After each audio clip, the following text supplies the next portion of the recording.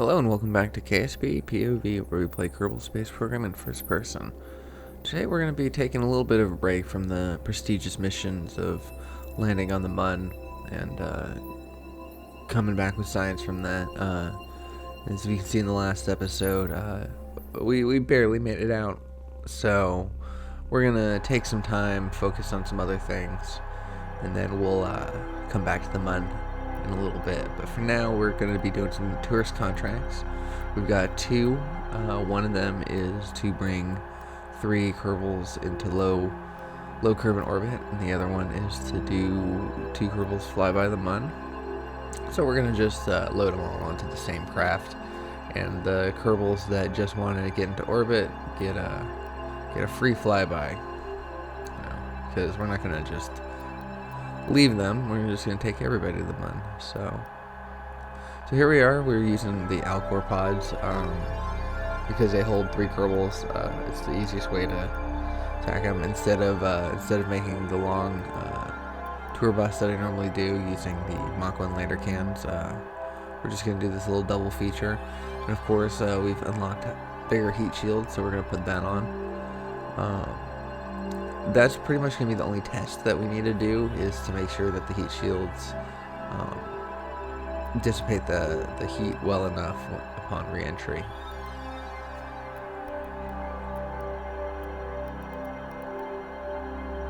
So now we're just doing our regular lower lifter stage as per usual. And we got our fuel ducts going there for our asparagus staging. Very common lifter in this series. So now this is being named the Tourist Trap V2.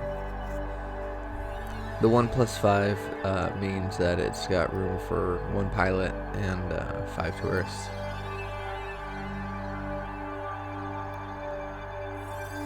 And we throw some cameras on there so we can get an idea of what we're looking at when we're on the inside.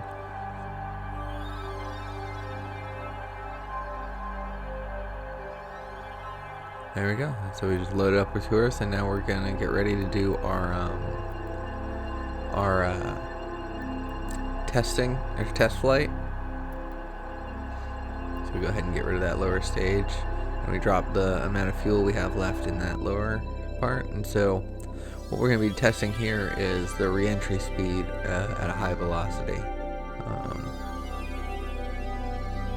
So we had to put ourselves in orbit of the Mun, so that way we can make our return trajectory fairly high, and see how this ALCOR pod setup works with this new heat shield.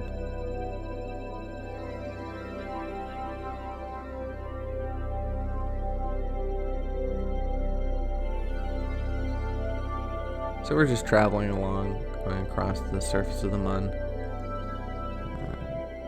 Every now and then taking a glimpse at its craters.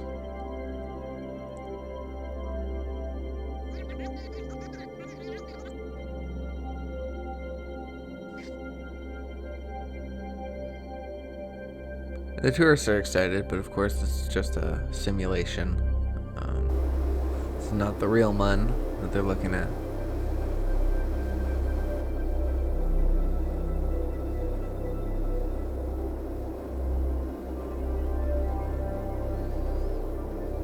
And then we go ahead and get our escape trajectory.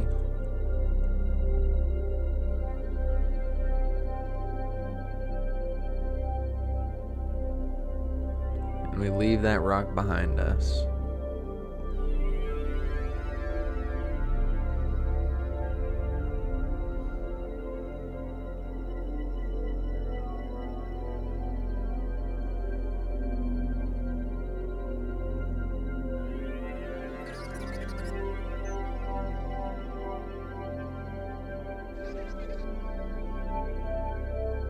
And then the computer freezes up just a little bit as we change sphere of influence. We've got enough life support. This is a simulation, but hopefully by this time we should have enough life support that we can make our maneuver all the way out there. if we didn't have enough life support, we would have to make our maneuver a lot sooner, just so we didn't waste supplies.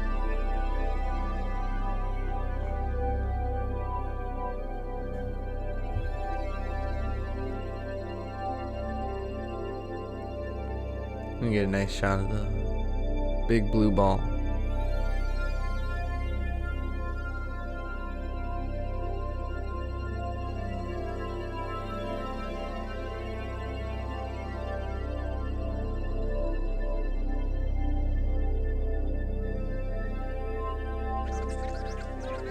And our favorite, we promised our tourists an eclipse, and we give them an eclipse.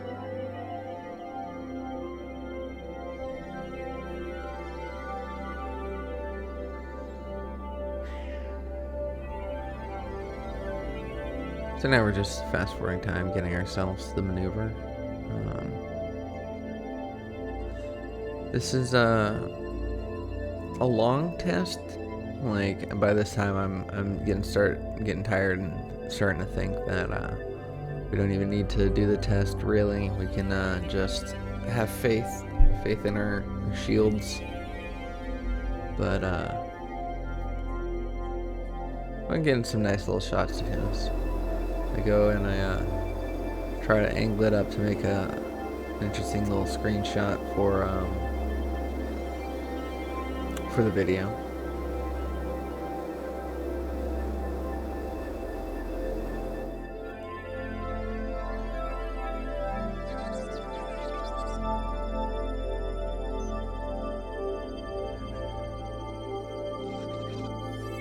Look at that shot. I think I'm going to end up using that one instead. We'll see. We'll see which one ends up looking better. I mean, you'll probably have a better idea of knowing than I will.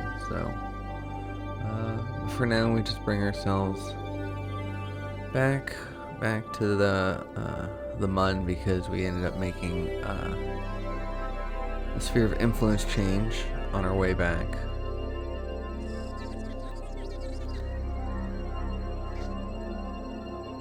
And once more, we're getting picked up by its gravity.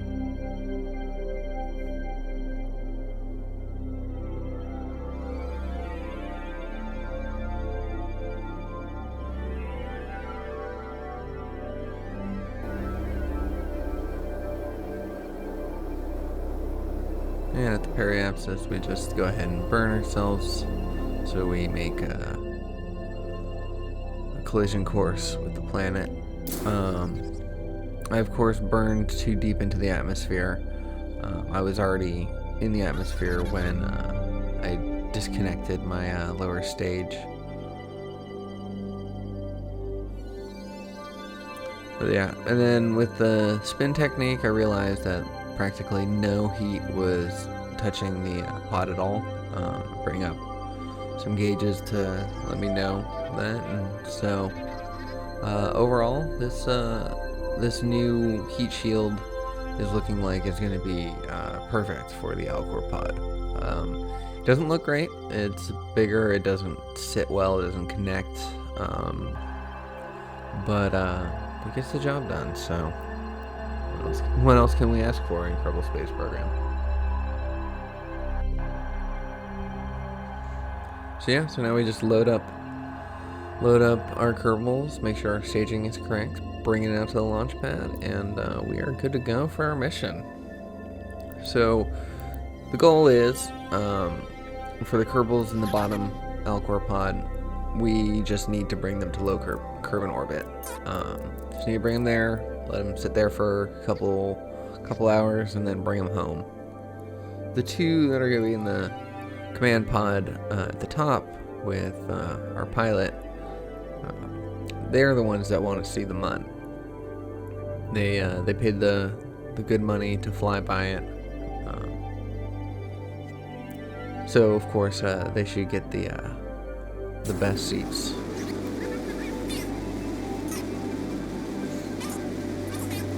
So we go ahead and take off, and it's a standard liftoff. So I'm gonna skip forward a little bit. These Low Kerbal Orbit contracts are going to be very much the same. you know, we've been doing a lot of lifting ourselves up into low Kerbal Orbit, so I don't know that we did anything different this time, so we don't really need to focus on any of that. Let's go ahead and stage our side boosters. They come separated very easily. Those separatrons are great, even in a small form. They're powerful enough to get those side boosters away from us, and that is more than we can ask for.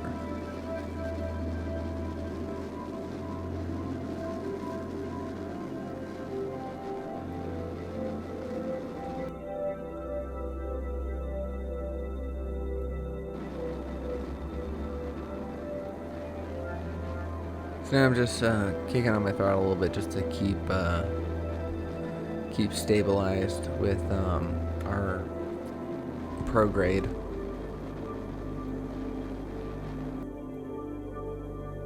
Because the Low Kerbal Orbit contract just requires us to be above 75 kilometers. Doesn't have a specific altitude that we need to keep between, so we just bring ourselves up to over 100 to make sure that we're good. We just went and staged our fairing, so now our capsule is out, and we activated our deploying stage, so now our solar panels and our communication dishes are stowed out. They keep looking like landing gear. I kept looking at it, I'm like, communication dishes, and then my mind just took one instant look at that and was like, oh, our landing gear is down. But those are tiny landing gear and we don't need to land anywhere, so now we're just plotting our circularization burn. We used flight computer for this, so as you can see, our gimbaling is going wild.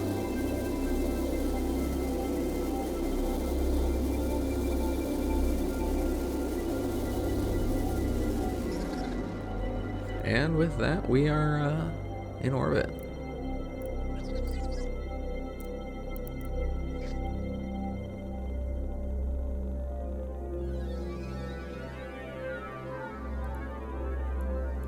So we decide, since we're having fun, to go ahead and, well, first we're going to quick save, because anytime you do anything that's dangerous, you got to quick save. But we go ahead and take our pilot, Walery Kerman, out on an EVA walk. Takes a little look at the planet at nighttime. Lets go of the bars and floats freely backwards, just to get a nice view of this craft. It goes for a little bit of a spin.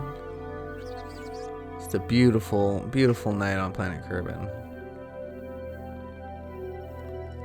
And while we heard that the EVA RCS thruster pack was a death trap and difficult to pilot, and all these things from all the different Kerbals that had come back from their spacewalk, but he is just turning ever so smoothly and gracefully, and does exactly what he needs to do. So he's not really sure what they're talking about. They must be novices,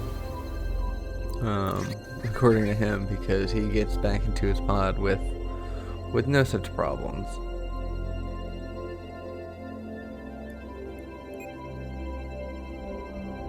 So we go ahead and target the Mun.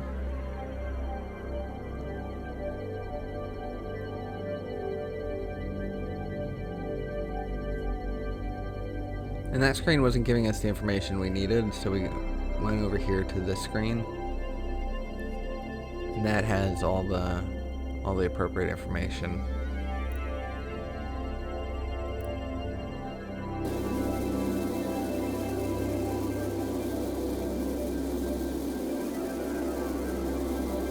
Yep, and just a short little burn. And there we go. And our closest approach is 100 and some odd kilometers. So we go and just start manually adjusting it.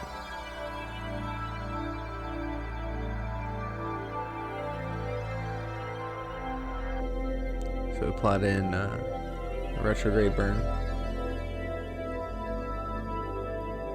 We didn't plot in the retrograde burn, excuse me. We pointed ourselves retrograde. And now we burned it so we're at 85 kilometers above the surface, but that's still a little too high for us. We go ahead and just flip ourselves back prograde after, I don't know if you noticed, but we lowered our throttle. Or our thrust limiter anyways. So go ahead and bring ourselves to 54 kilometers. It's about this time that I realized that we're going to be kicking off our stage by the time we circularize, so we decided to drop our closest approach to negative 23 kilometers, so it's definitely, we're definitely on a collision course with the MUN, but what we did is we staged off our lower section, so that way that will be the collision course on the MUN, and it will brake upon impact.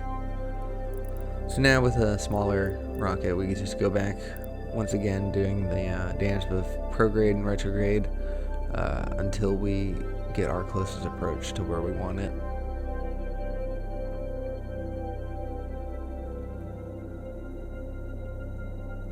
And 21 kilometers sounds great. I'm really enjoying that I'm starting to understand those screens enough that I can actually plot my maneuvers without having to use the map screen. Like, I use the map screen right there just to kind of fact check my work to see where exactly I would end up with that closest approach, and it indeed was exactly how I wanted it. So yeah, so now we're just going to go ahead and time warp until we get ourselves out there. There's not really much left to do. Kerbals can just enjoy their snacks, play their cards, look out the window. Nothing needs to be done until we make that rendezvous.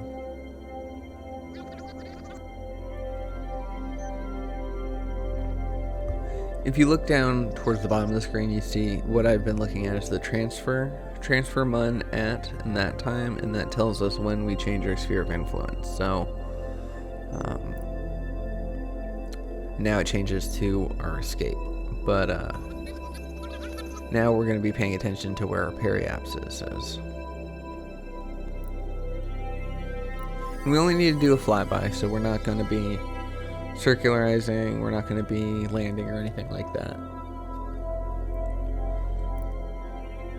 So just time warp ahead, and I'm trying to get a nice view of the MUN through the window, but I don't have any such luck.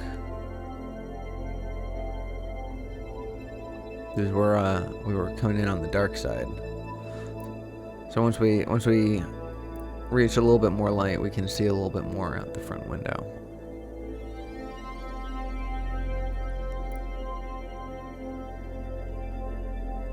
And I pressed the wrong key, but it was a nice little view. Yeah, I wanted to see what the tourists saw.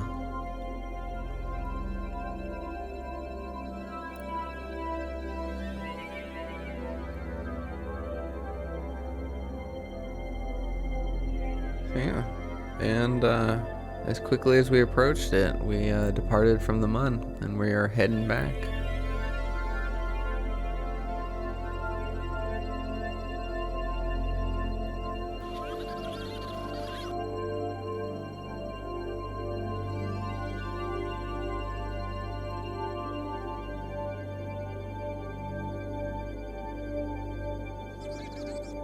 So now we have this high elliptical orbit.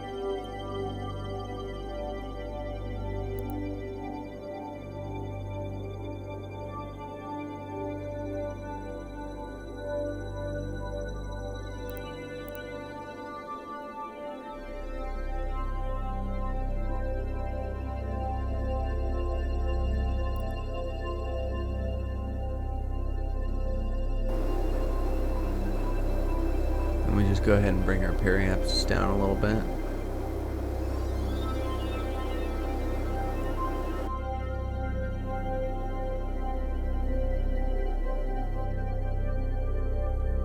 70.3 kilometers. If we end up dipping down any lower, and we'll be back into the atmospire.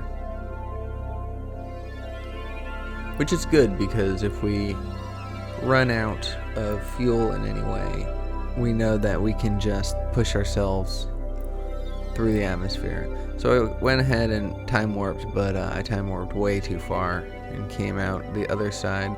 So here I decided to just plot in the maneuver itself. We did need to spend some time in orbit of Kerbin though, so it did help out, because we did the flyby contract, but the stay in orbit we still needed to complete, and I believe with that round trip that we just did, that will cover all the amount of time that it needed to be in orbit.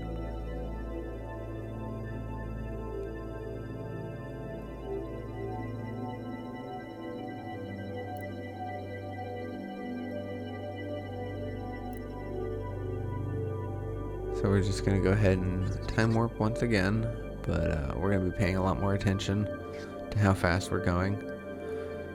It's always important to slow down on your approach to Kerbin, because the closer you get to your periapsis, the faster you end up going. And so it's important to keep that in mind and adjust for it.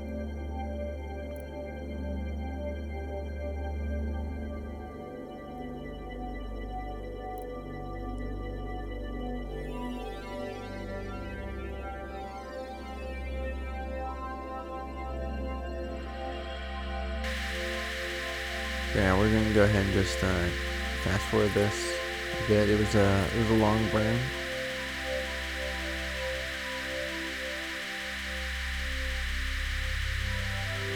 But using the power of editing, we made it nice and short. So yeah, so now we have our periapsis of 1.2 kilometers. We will be coming back to the planet, and our angle of attack isn't very high, so hopefully our heat doesn't get too unmanageable. So we went ahead and pointed ourselves in anti-normal, kicked off our lower stage, and then pointed ourselves retrograde, and stowed our craft. Brought in our solar panels, brought in our communications panel, or communication dishes, and activated our radiator panels, and armed our parachute. All 4 steps, one little button. Once you gain access to action groups, they will be part of every mission. You know, once you get an idea of how to utilize them, it's hard to create a craft that doesn't have any action groups of some sort. Even if it's just a descent stage to arm your parachutes, it's worth it. So that was the ground proximity warning, letting me know that we are indeed on a collision course.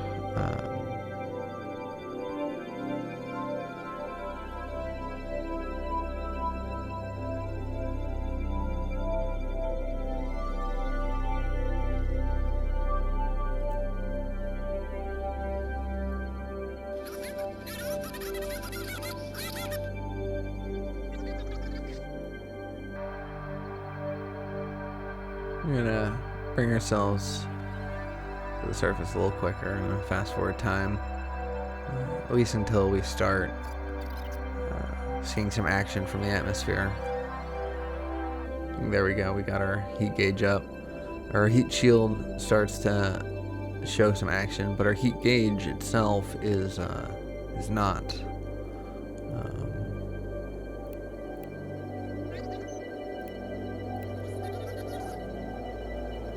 So I'm just hesitantly waiting. I'm just deciding I'm going to do a little spin just because it's what we've been used to. And even though the heat gauge is not showing any rise in temperature for the capsule, that still doesn't mean that we're not being affected by heat in any way. And I think it's with 5 tourists and a pilot, it's worthwhile to just take the actions to make sure that we don't explode. So we're just gonna spin a little bit. Tourists can be nauseous. It's the price they pay. But as we see, the flames dissipate and the heat gauge never really jumped up. So it was a very successful test of that heat shield because yeah, we managed to survive with like no worry at all. We didn't have any buttons. We didn't have the heat gauge rise into the red at all. So this new setup might be something worth exploring for our future crafts. If we decide to keep sticking with the ALCOR pod, which we might because it's a pretty good pod. It's got tons of stuff in it, and it's a mod, so you know. It's, the whole point of putting a mod on is to enjoy it and use it. So yeah, with that, we come safely down into the grasslands. Our parachutes were more than adequate enough to bring everyone down gently. And it's nice. We got a nice little sunrise coming for us. I think overall, our Kerbals are fairly happy. I think those tourists got more than they bargained for. They got more than they bargained for. Sounds like they were about to get into some danger. But yeah, with that, we made a whole mess of money, which will allow our space program to continue. And we'll be doing some more important stuff in the next episodes. So that's all I have for this one. Thank you so much for watching. If you liked it, please consider giving me a like, and I will see you in the next one. Take care.